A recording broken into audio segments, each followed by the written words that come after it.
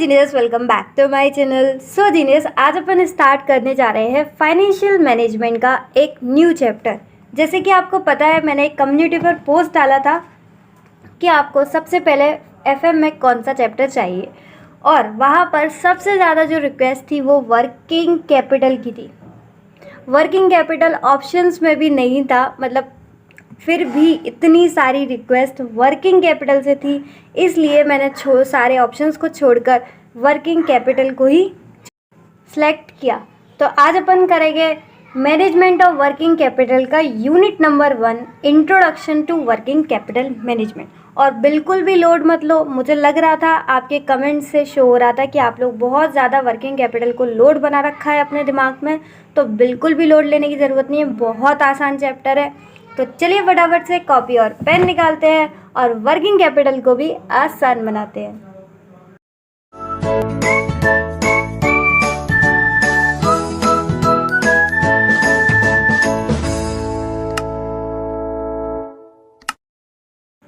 Illustration number 1 को start करने से पहले थोड़ा सा नोट्स को देख लेते हैं, ठीक है।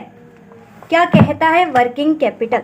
तो देखो, वर्किंग कैपिटल को अगर हम वैल्यू के बेस पर देखें तो कैसे होते हैं। एक होता है आपका ग्रॉस वर्किंग कैपिटल और दूसरा होता है आपका net working capital. Gross working capital बहुत ही सिंपल। ग्रॉस वर्किंग कैपिटल क्या कंसीडर करता है, आपका करंट एसेट्स। और नेट वर्किंग कैपिटल में क्या होता है, आपका करंट एसेट्स और करंट लाइबिलिटीज़ का जो डिफरेंस होता है उसको अपन बोलते हैं नेट वर्किंग कैपिटल। तो अगर आपको क्या कैलकुलेट करना हो ग्रॉस वर्किंग कैपिटल, तो आपको कुछ नहीं करना, सिंपल करंट एसेट्स का आपको टोटल ले लेना है, ठीक है ना। और अगर आपको कैलकुलेट करना है नेट वर्किंग कैपिटल, तो आपको क्या करना है, current assets minus current liabilities करना है, तो आपका आ जाएगा नेट वर्किंग कैपिटल, ठीक है। ग्रॉस में करंट एसेट्स, नेट में current assets minus current liability. ये हो गया आपका working capital on the basis of value. अब इसके 3 अप्रोचेज होते हैं। Approaches of working capital investment. 3 approach जब हम वर्किंग कैपिटल में इन्वेस्ट करते हैं तो वो कौन कौन से होते हैं। एक होता है आपका एग्रेसिव पॉलिसी, दूसरा होता है moderate policy and the third one conservative policy. अब इन तीनों में डिफरेंस क्या होता है? इन तीनों में डिफरेंस होता है on the basis of current assets, ठीक है। अगर करंट एसेट बहुत ज़्यादा रखे गए हैं तो उसको हम बोलते हैं कंजर्वेटिव पॉलिसी। अगर करंट एसेट बहुत कम रखे गए हैं तो उसे हम बोलते हैं एग्रेसिव पॉलिसी। और करंट एसेट्स ना ही ज़्यादा और ना ही कम रखे गए हैं, यानी कि मीडियम रखे गए हैं, तो हम बोलते हैं मॉडरेट पॉलिसी, ठीक है ना। ये देखो ग्राफ से भी दिख रहा है आपको, जिसमें सबसे ज़्यादा करंट एसेट्स हैं, देखो उसको हम बोलते हैं कंजर्वेटिव। जिसमें सबसे कम करंट एसेट्स होते हैं उसको हम बोलते हैं एग्रेसिव पॉलिसी। और जिसमें ना ज़्यादा कम ना ज़्यादा ज़्यादा उसको हम बोलते हैं मॉडरेट पॉलिसी। इसमें आप मीडियम यानी कि मॉडरेट पॉलिसी में तो आप कभी भी कंफ्यूज नहीं होगे, क्योंकि मॉडरेट पॉलिसी का मतलब ही नाम से ही समझ में आ रहा है मीडियम, यानी कि इसमें करंट एसेट्स मीडियम होंगे, ना ज़्यादा होंगे और ना ही कम होंगे। आप लोग फंस खा सकते हो एग्रेसिव पॉलिसी और कंजर्वेटिव पॉलिसी में। आप लोगों को कभी कभी डाउट आ सकता है कि किस में करंट एसेट्स ज़्यादा थे और किस में करंट एसेट्स कम थे। तो उसके लिए बहुत ही सिंपल सी ट्रिक है। देखो कंजर्वेटिव, जैसे आपने देखा होगा बहुत सी फैमिलीज़ जो होती है, मेनली इंडियन फैमिलीज़ में जो मिडिल क्लास वाले होते हैं, उनकी फैमिलीज़ कैसे होती है, कंजर्वेटिव फैमिली, ठीक है। बहुत ज़्यादा कंजर्वेटिव रहते हैं, यानी कि वो लोग बहुत ज़्यादा ही पॉजेसिव रहते हैं अपने बच्चों को लेकर, ठीक है। बहुत ज़्यादा पॉजेसिव रहते हैं, इसलिए वो जो स्ट्रिक्टनेस है वो भी ज़्यादा रहती है उनकी, ठीक है। कंजर्वेटिव में वो लोग बहुत ज़्यादा डरते हैं, बहुत ज़्यादा पॉजेसिव रहते हैं, इसलिए वो लोग स्ट्रिक्टनेस भी ज़्यादा रखते हैं। तो देखो उसी तरीके से यहाँ पर कंजर्वेटिव पॉलिसी जो आपकी वर्किंग कैपिटल की है, यहाँ पर भी हम क्या कर रहे हैं, ज़्यादा पॉजिटिव हैं, ज़्यादा डर रहे हैं, तो हम लोग करंट एसेट्स को ज़्यादा मेंटेन करके चलेंगे, ठीक है, ताकि कम ना पड़ जाए। और एग्रेसिव पॉलिसी, अब अगर कंजर्वेटिव आपको समझ में आ गया कि कंजर्वेटिव में हमें डर है, यानी कि हम लोग क्या करेंगे, लिक्विडिटी ज़्यादा मेंटेन करेंगे, इसलिए हम करंट एसेट्स को ज़्यादा रखेंगे। तो उसका उल्टा ही आपको कर देना है एग्रेसिव पॉलिसी में। एग्रेसिव पॉलिसी में करंट एसेट्स को कम रखना है। उम्मीद है आपको ये कंसेप्ट समझ में आ गया होगा। अब अपन इलस्ट्रेशन 1 कर सकते हैं स्टार्ट। अब आ जाते हैं अपने मॉड्यूल पर। इलस्ट्रेशन नंबर 1 पहले रीड आउट करते हैं। A firm has the following data for the year ending 31 मार्च 2017 का एक फर्म का हमें डेटा दे रखा है। देखते हैं क्या क्या। सेल्स जो कि 20 लाख है, earning before interest and tax यानी अपना EBIT 2 लाख, ये अपनी हो गई ऑपरेटिंग इनकम। फिक्स्ड एसेट्स दे रखे हैं 5 लाख, ठीक है ना, ये सिंपल सी हमें इंफॉर्मेशन दे रखी है। The 3 possible current assets holdings of the firm are 5 lakh, 4 lakh and 3 lakh। 3 possible current asset holding यानी कि करंट एसेट को होल्ड करने के उन्होंने 3 तरीके अपनाए हैं। एक में उन्होंने 5 लाख रखा है, एक में उन्होंने 4 लाख रखा है और एक में उन्होंने 3 लाख रखा है। देखो सबसे ज़्यादा किस में रखा है, इसमें। तो आप समझ रहे हो सबसे ज़्यादा करंट एसेट्स हमने ये रखा है, यानी कि ये वाली हमारी कौन सी होगी, कंजर्वेटिव। हम लोग ज़्यादा डर रहे होंगे और जब हम लोग डरते हैं तो हम लोग स्ट्रिक्टनेस बढ़ा देते हैं। और अगर वर्किंग कैपिटल में अगर हम लोग ज़्यादा डरते हैं तो हम क्या करते हैं, करंट एसेट्स को ज़्यादा रखते हैं ताकि लिक्विडिटी मेंटेन रहे। और सबसे कम जो रखी है वो 3 लाख, यानी कि ये वाली कौन सी होगी, हमारी एग्रेसिव पॉलिसी। तो तीनों पॉलिसी में आपको डिफ्रेंशिएट करना सीख गए ना, जिसमें करंट एसेट ज़्यादा होते हैं कंजर्वेटिव, और जिसमें करंट एसेट्स कम होते हैं वो एग्रेसिव, और जिसमें ना कम ना ज़्यादा उसको हम बोलते हैं मॉडरेट पॉलिसी। समझा? आगे देखते हैं। It is assume that fixed asset level is constant. क्या बोल रहे हैं, जो फिक्स्ड एसेट्स हैं वो कांस्टेंट रहेंगे, यानी कि फिक्स्ड एसेट्स हमें दे रखे थे 5 लाख, तो फिक्स्ड एसेट चाहे हमारी कंजर्वेटिव हो, चाहे हमारी मॉडरेट पॉलिसी हो, या फिर हो हमारी एग्रेसिव पॉलिसी, तीनों में ही जो फिक्स्ड एसेट का लेवल रहेगा वो हमारा 5 लाख ही रहेगा।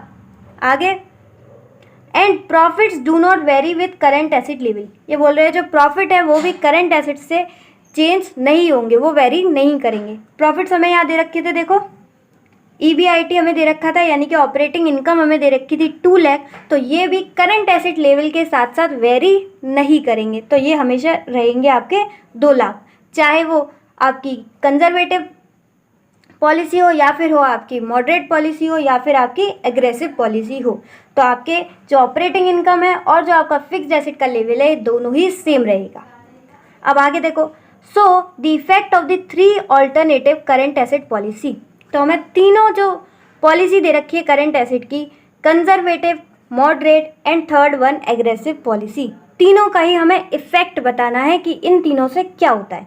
ठीक है, तो आओ फटाफट कॉपी पर यहाँ पर लिख देना unit number 1 introduction to working capital management, ये यूनिट नंबर 1 का नाम है। और आज हम कर रहे हैं इलस्ट्रेशन नंबर 1। तो उन्होंने क्या पूछा था, इफेक्ट, तो हमने लिख दिया effect of alternative working capital policy. ये आपको कहाँ से लाइन लिखनी है, यहाँ से कॉपी पेस्ट मारनी है, effect of alternative current asset policy. ठीक है, या फिर लिख सकते हो वर्किंग कैपिटल पॉलिसी। तो वर्किंग कैपिटल पॉलिसी हमारी 3 तरीके की, conservative policy, moderate policy and third one aggressive policy. तो सबसे पहले अपन को क्या गिवन है, सेल्स। तो सेल्स लिख देते हैं। सेल्स तीनों में सेम था, कितना था, 20 लाख। तो लिख दो मेरे साथ साथ 20 लाख, तीनों में ही सेम लिखनी है। ठीक है ना। उसके बाद क्या दे रखा था हमें, EBIT, earning before interest and tax, कितना था, 2 लाख। तो उन्होंने बोला था जो ऑपरेटिंग इनकम, जो हमारी प्रॉफिट्स हैं, जो हमारी इनकम है वो पॉलिसीज में चेंज नहीं होंगे, तो ये भी तीनों में क्या रहेंगे आपके, 2 लाख।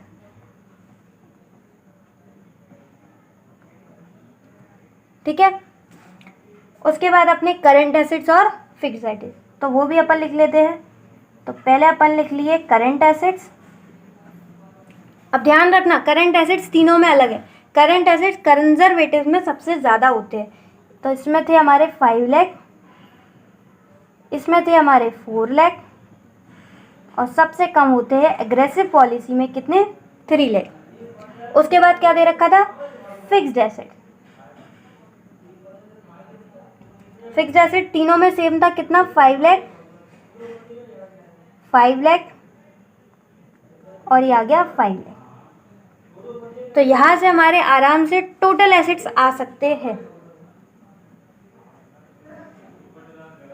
टोटल एसेट्स, तो करंट एसेट्स भी है, फिक्स्ड एसेट्स भी है, फटाफट टोटल करो, टोटल एसेट्स आ जाएंगी।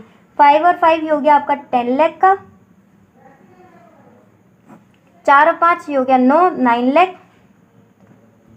3 और 5 ये हो गया 8 लाख, 8 लैक्स। तो तीनों के टोटल एसेट्स आ चुकी है।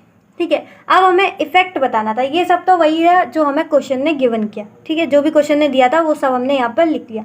इफेक्ट कैसे बताएं, तो हम बता सकते हैं रिटर्न से कि रिटर्न हमारा इसमें ज़्यादा है, इसमें ज़्यादा है या इसमें ज़्यादा है। हमें पता चल जाएगा रिटर्न किस में ज़्यादा है, तो इफेक्ट उससे पता चल जाएगा। तो सबसे पहले अपन कैलकुलेट करते हैं रिटर्न ऑन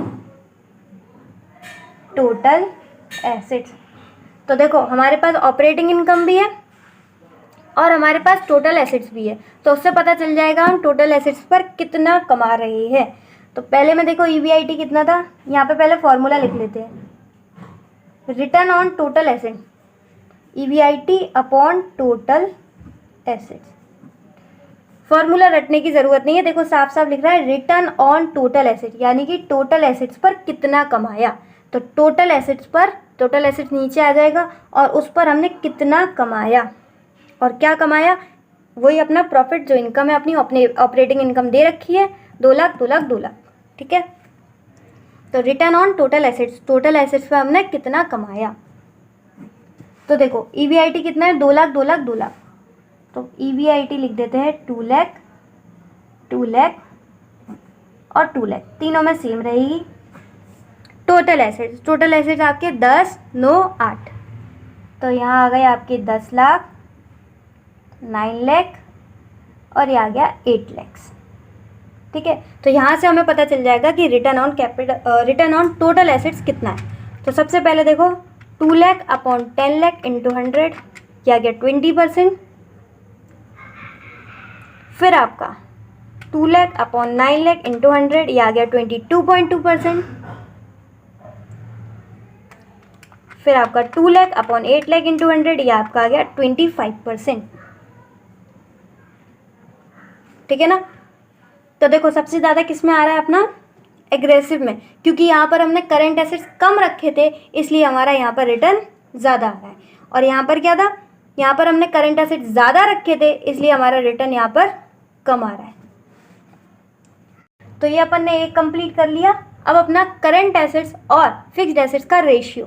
तो नेक्स्ट काम हमें क्या करना है, करंट एसेट्स और फिक्स्ड एसेट्स का रेशियो। तो आ जाएगा current assets upon fixed assets. ठीक है, तो देखो पहले वाले में कितना है, करंट एसेट यहाँ पर है 5 लाख, दूसरे वाले में 4 लाख, 5 4 3। ठीक है ना, फिक्स्ड एसेट्स देखो 5 5 5, फिक्स्ड एसेट्स तो सेम था तो आ जाएगा 5 लाख 5 लाख। आपको दिख तो रहा है ना, स्पेस कम हो गया है तो फिर मेरे को यहाँ पर एडजस्ट करना पड़ रहा है उसको, पर मुझे मालूम है आप लोग कर लोगे। ठीक है, एडजस्टमेंट तो हमारे खून में ही है।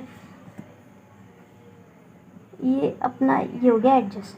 ठीक है ना, तो हमने क्या किया, करंट एसेट्स और फिक्स्ड एसेट्स का रेशियो किया है। तो देखो पहले वाले में तो सिंपल है, करंट एसेट्स भी 5 लाख थे और फिक्स्ड एसेट्स भी 5 लाख थे तो ये आ गया 1।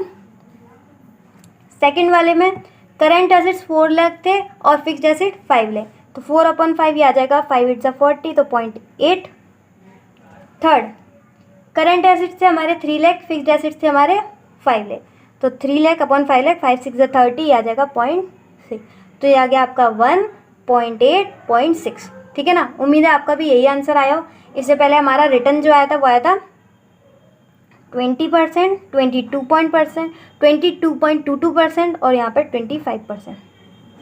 ठीक है, तो ये दोनों चीज़ें अपन ने कर ली।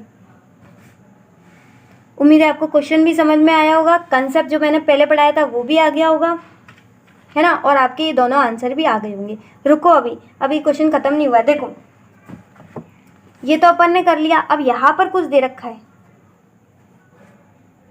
ठीक है, यहाँ पर पूरा कुछ दे रखा है, तो इसको मैंने शॉर्ट में लिख दिया है यहाँ पर, तो आपको बहुत इजीली से समझ में आ जाएगा, आपको पूरा इतना पढ़ने की ज़रूरत नहीं पड़ेगी। तो देखो मैंने तीनों पॉलिसी लिख दी, कंजर्वेटिव पॉलिसी, मॉडरेट पॉलिसी और आपका एग्रेसिव पॉलिसी। अब देखो स्टार्टिंग में ही बताई थी मैंने कि कंजर्वेटिव पॉलिसी यानी कि हम लोग डर रहे हैं, हम लोग कैसे है, पॉजिटिव है ज़्यादा, तो अपन क्या करेंगे, स्ट्रिक्टनेस ज़्यादा दिखाएंगे, यानी कि यहाँ पर हम क्या करते हैं, करेंट एसेट्स ज़्यादा रखते हैं, और एग्रेसिव में उल्टा करते हैं, करेंट एसेट्स कम रखते हैं। ठीक है, तो देखो जिसमें अपन करंट एसेट ज़्यादा रखेंगे तो सिंपल सी बात है, यहाँ पर लिक्विडिटी क्या रहेगी, ज़्यादा यानी कि हाई रहेगी। ठीक है, और रिस्क भी हमें क्या होगा, कम होगा, क्योंकि हमारे पास करंट एसेट अवेलेबल है, तो हमारे पास रिस्क कैसा होगा, कम होगा। ठीक है ना। लेकिन अगर आप रिटर्न ऑन टोटल एसेट्स देखो, तो रिटर्न देखो कहा था, इसमें था 20% और इसमें 22.22% और इसमें 25%, यानी कि सबसे ज़्यादा जो रिटर्न है वो किस में कम है, कंजर्वेटिव में।